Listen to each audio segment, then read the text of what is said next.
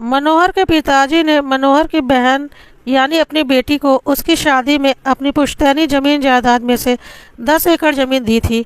यह बात मनोहर को बहुत अच्छे से पता थी कि वह 10 एकड़ ज़मीन जो कि मनोहर के बहन की थी, उसकी शादी में उसके माता पिता द्वारा दिया गया था और वह ज़मीन मनोहर के बाकी ज़मीनों के साथ ही लगी हुई थी और मनोहर के बहन की शादी बगल के गांव में हुई थी। मनोहर और उसकी पत्नी को बहुत अच्छे से पता था कि वह ज़मीन उसकी बहन की है, जिसे उसके माता पिता ने उसकी शादी में उपहार के तौर पर दिया है। मनोहर की बहन ने कभी उस ज़मीन के बारे में कुछ नहीं सोचा और वह ज़मीन उसी तरह पड़ी हुई थी, क्योंकि मनोहर की बहन को कभी ज़रूरत ही नहीं पड़ी। काफ़ी सालों के बाद मनोहर की बहन को एक बार उस ज़मीन की ज़रूरत आन पड़ी, क्योंकि उसके पति की तबीयत अचानक बहुत ख़राब हो गई थी। उसकी किडनी फेल हो गई थी और वह काफ़ी पैसे खर्च कर चुकी थी। उसके बच्चे भी अभी सेटल नहीं हुए थे, तो सारा खर्च मनोहर की बहन को ही देखना पड़ रहा था और घर में रखे पैसे निकलते जा रहे थे। इसलिए उसने सोचा कि वह अपने दहेज में मिली ज़मीन को बेच देगी, जिससे उसके पति का इलाज तो वह करवा ही पाएगी। मनोहर के बहनोई का एकमात्र इलाज किडनी ट्रांसप्लांट था, जिसमें बहुत पैसा लगने वाला था। मनोहर की बहन ने सोचा कि उसे तो ससुराल में ही रहना है, तो ससुराल की ज़मीन बेचने से अच्छा है कि वह दहेज में मिली ज़मीन को बेच दे, जो कि उसके मायके में थी, जिसका उपयोग कि शायद ही वह कभी कर पाती, और ससुराल की ज़मीन का तो उसे उपयोग करना ही था। इसलिए वह अपने मायके गई अपने हिस्से की ज़मीन बेचने के लिए, क्योंकि उसे पता था उस ज़मीन की इतनी कीमत तो मिल ही जाएगी कि उसके पति का इलाज हो जाता। लेकिन वहाँ पर तो उसे कुछ और ही मिला। मनोहर के माता पिता गुजर चुके थे और मनोहर और उसकी पत्नी ने बेईमानी से बहन के नाम की ज़मीन को अपने नाम पर करवा लिया था, जो कि उन्हें बहुत अच्छे से पता था कि उसके पिता वह ज़मीन बहन को उपहार में दे चुके हैं। जब मनोहर की बहन अपने हिस्से की ज़मीन की बात करने आई, तो मनोहर और उसकी पत्नी बहन से लड़ने लगे और बोले, कौन सी ज़मीन, कैसा हिस्सा, वह तो पुश्तैनी ज़मीन है और ज़मीन बेटों की होती है, तुम्हें नहीं पता? मनोहर की बहन ने बोला, हाँ मुझे पता है, लेकिन वह ज़मीन तो पिताजी ने मुझे दहेज के रूप में दी थी, कोई हिस्सा नहीं दिया था, वह तो मेरे नाम पर थी, तुम उसे कैसे हड़प सकते हो? मनोहर की पत्नी ने बोला, पागल हो क्या, तुम्हारे पास ससुराल में कम ज़मीन है क्या जो मायके की ज़मीन हड़पने आई हो? हमारे सास ससुर तो पागल थे जो बेटी के नाम पर ज़मीन कर गए, और हम पागल नहीं हैं। जाओ अपने पति के इलाज के लिए अपने ससुराल की ज़मीन बेचो, मायके की ज़मीन पर नज़र क्यों डाल रही हो? मनोहर की बहन ने बोला, क्योंकि पिताजी ने वह ज़मीन मुझे दी थी जिस पर मेरा हक था मेरी शादी में, और उन्होंने मुझे दिया ही क्या था, यह बोलकर कि इतनी बड़ी ज़मीन तेरे नाम कर दी है और तुम लालची लोगों ने उसे भी हड़प लिया। लेकिन अब तो कुछ हो नहीं सकता था, इसलिए वह चुपचाप अपने घर चली गई। उसके पति के इलाज में घर में रखे सारे पैसे पहले ही खर्च हो चुके थे, इसलिए अब वह मजबूर थी अपनी ज़मीनों को बेचने के लिए। लेकिन उसके पति ने साफ मना कर दिया और बोला, देखो मेरी ज़िंदगी का तो कोई भरोसा नहीं, सारे रखे हुए पैसे तो पहले ही मेरे इलाज में खर्च हो चुके हैं और अब तुम ज़मीनों को बेचने की बातें कर रही हो। तुम्हारे पिताजी ने दहेज में तुम्हें जो ज़मीन दी थी जिस पर कि तुम्हारा हक था, यदि वह तुम बेचती तो मुझे उससे कोई फ़र्क नहीं पड़ता, क्योंकि हम कभी भी वहाँ नहीं जाते, तो वह ज़मीन तो वैसे भी हमारे लिए बेकार थी। लेकिन यह ज़मीन तो हमारे बच्चों के काम की है और मैं अपनी बीमारी में उसे ख़त्म नहीं करना चाहता। अभी हमारे बच्चे सेटल नहीं हुए हैं, तुम्हारी भी सारी ज़िंदगी पड़ी हुई है, मेरी ज़िंदगी का तो कोई भरोसा नहीं, मैं आज हूँ कल ना रहूँ। लेकिन यदि ज़मीन रहेगी तो मुझे तुम्हारी और बच्चों की चिंता तो नहीं रहेगी, कम से कम तुम किसी के आगे मजबूर तो नहीं रहोगे। इसलिए जो जैसा चल रहा है चलने दो, और अब बच्चे हुए पैसों को बर्बाद मत करो मेरी बीमारी के ऊपर। तुम्हारे लालची भाई भाभी ने तो तुम्हारे हक की ज़मीन को धोखे से अपने नाम करवा ली, कोई बात नहीं, हमारे पास जो है जितना है हम उसमें खुश हैं, लेकिन अब मैं तुम्हें और पैसा अपने ऊपर बर्बाद नहीं करने दूंगा। चाहकर भी मनोहर की बहन अब कोई ज़मीन नहीं बेच पाई और एक दिन मनोहर का बहनोई इस दुनिया से चला गया। उस दिन मनोहर की बहन बहुत रोई कि यदि उसके भाई भाभी ने बेईमानी नहीं की होती तो शायद वह अपने पति का इलाज करवा पाती। जीवन मृत्यु तो ईश्वर के हाथ में है, पर एक कोशिश तो वह कर ही सकती थी, जो कि अपने लालचे भाई भाभी की वजह से वह नहीं कर पाई, क्योंकि उन्होंने उसका हक मार लिया था। उसके पिताजी ने जो कुछ उसे दिया था उसके भाई भाभी ने हड़प लिया था। मनोहर की बहन उस दिन दुख को बर्दाश्त नहीं कर पा रही थी और उसके दिल से उस दिन अपने भाई भाभी के लिए बद्दुआएं निकल रही थी। खैर, समय बहुत बलवान होता है। धीरे धीरे 10 वर्ष बीत गए।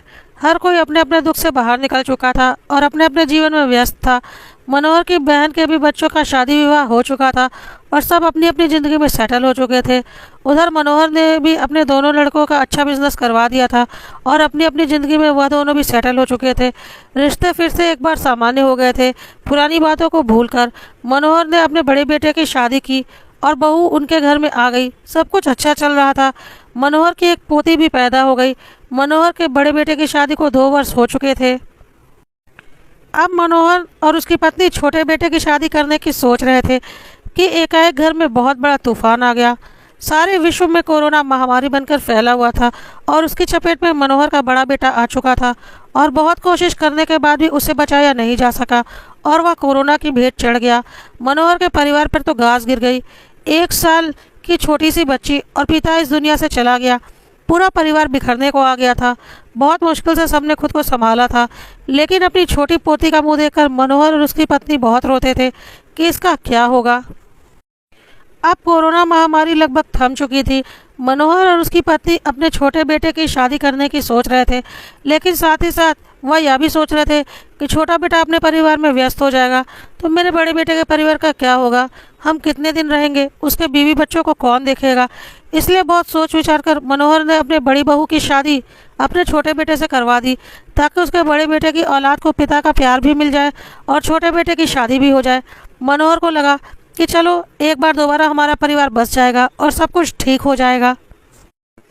मनोहर की बहन ने भी इस फैसले की तारीफ की और बोला, तुमने बहुत सही कदम उठाया है। एक औरत की ज़िंदगी संवार दी और उसकी बच्ची को पिता का प्यार भी दे दिया। और वह मन ही मन फिर सोच रही थी, काश यही संवेदनशीलता उस वक्त आई होती जब मुझे ज़रूरत थी। लेकिन बात यह है ना कि मैं तो औलाद नहीं थी, बहन थी। जो संवेदनशीलता अपनी औलाद के लिए होती है वह बहन के लिए कहाँ होती। खैर, मनोहर की बहन खुश थी मनोहर के इस फैसले से कि चलो किसी के बारे में तो उसने सोचा। और फिर सब कुछ कुछ दिनों के लिए ठीक ठाक चल रहा था और मनोहर के छोटे बेटे को भी एक बेटी प्राप्त हुई। मनोहर और उसकी पत्नी को लग रहा था कि बड़े बेटे की तो एक बेटी थी, छोटे बेटे को एक बेटा हो जाता तो परिवार पूरा हो जाता। लेकिन कोई बात नहीं, अभी तो एक बेटी हुई है, फिर बेटा भी हो जाएगा, ऐसी भी क्या जल्दी है। यह सोचकर वह दोनों बहुत खुश थे। लेकिन विधि के विधान को कुछ और ही मंजूर था। एक दिन रोड एक्सीडेंट में मनोहर का छोटा बेटा भी मौत के मुंह में चला गया और पूरे घर में भयानक तूफान आ गया।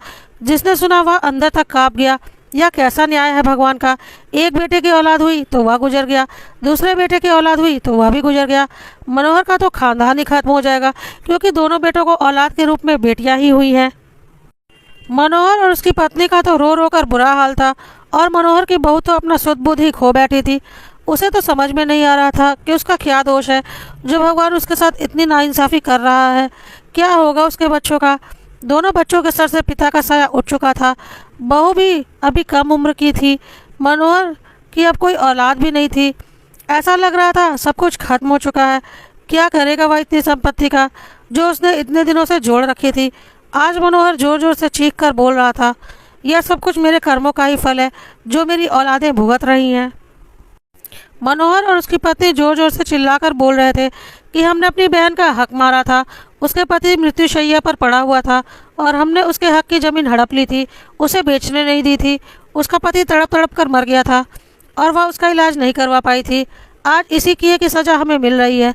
उस वक्त हमें समझ में नहीं आ रहा था कि यह गलत है और ना ही हमें अपने बहन के दुख का अंदाज़ा हो रहा था। आज जब अपनी औलाद नहीं रही तो हमें अपने बहन के दुख का अंदाज़ा हो रहा है। बहुत गलत किया था हमने उसके साथ और भगवान ने हमारे किए की सज़ा हमें दे दी है जिसे हमारी बहू और पोतियों को भुगतना पड़ रहा है। मनोहर की बहन भी वहीं बैठी थी और मनोहर की बातें सुनकर पुरानी बातें फिर से उसे एक एक करके याद आने लगी और उसे बार बार लग रहा था क्यों उसने अपने दुख में अपने भाई के परिवार के लिए बद्दुआ निकाली थी। क्यों नहीं अपनी भावनाओं को उस वक्त वह रोक पाई थी और अपने पति की मृत्यु पर अपने भाई को बद्दुआ दे दी। काश उसने उस वक्त अपनी भावनाओं पर नियंत्रण कर लिया होता। मनोहर की बहन को बार बार ऐसा लग रहा था कि उसकी बद्दुआएं ही आज असर दिखा रही हैं और उसके भाई का पूरा परिवार बर्बाद होता जा रहा है। उधर मनोहर की पत्नी जोर जोर से रोकर बोल रही थी, कभी किसी के हक की संपत्ति नहीं मारनी चाहिए। क्या करोगे ऐसी संपत्ति जमा करके जो तुम्हारे परिवार को ही उजाड़ दे, क्योंकि दूसरे का हक की संपत्ति कभी हजम नहीं होती। आज तक सुना था, आज हमने देख भी लिया। बहन की संपत्ति मारी थी, क्या बचा हमारे पास? कौन भोगेगा हमारी इतनी संपत्ति?